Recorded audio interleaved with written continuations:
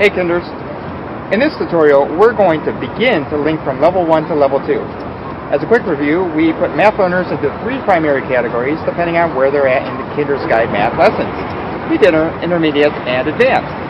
Now, some of you may have heard me say that there are 5 levels, which does include the 4th and the 5th master levels.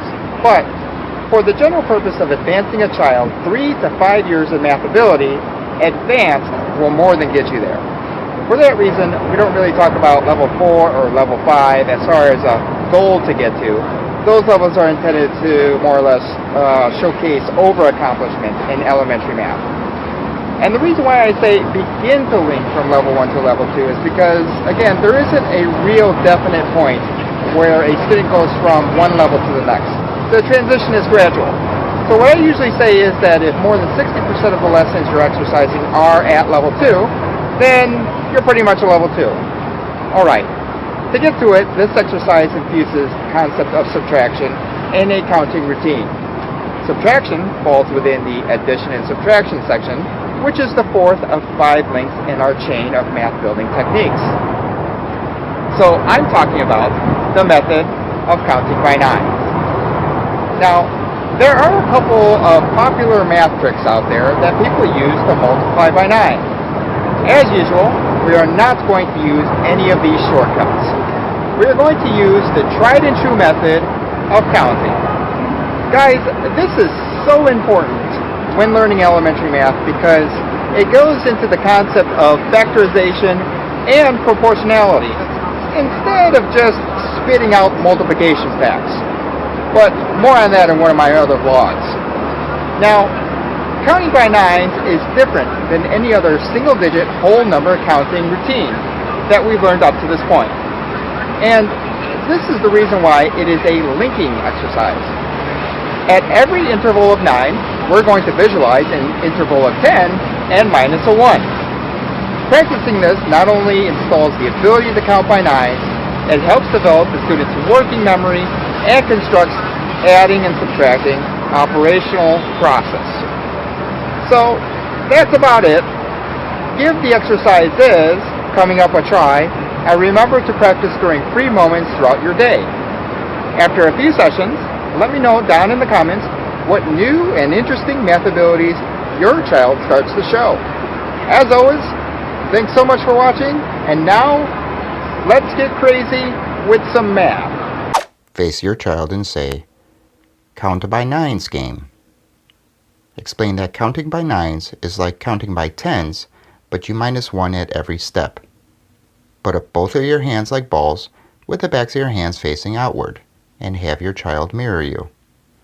Remember to start with your thumb on the right, which means they are starting with the thumb on their left. Say the numbers loud and clear as you work your way up. 0. If we add 10 and minus 1, we have 9. If we add 10 and minus 1, we have 18.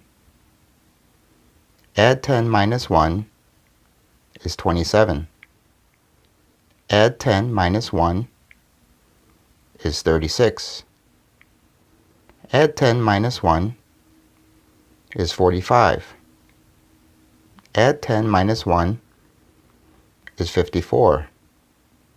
Add 10 minus 1 is 63. Add 10 minus 1 is 72. Add 10 minus 1 is 81. And add 10 minus 1 is 90. You should have 10 fingers up. Flash your hands and say, "Great job, 10 nines." Repeat this exercise, each time lowering your volume toward a whisper on the phrase add 10 minus 1 until you have no volume on the phrase and are only reciting the numbers. Practice until your child can perform the counting method on their own. Try linking to the next set of 10 nines by flashing your hands up and away. Reset your hands and ask, what is the next 9 after 90?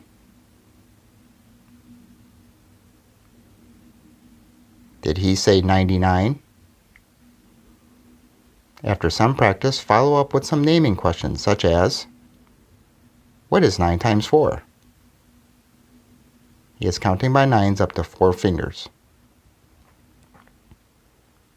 What is 7 times 9?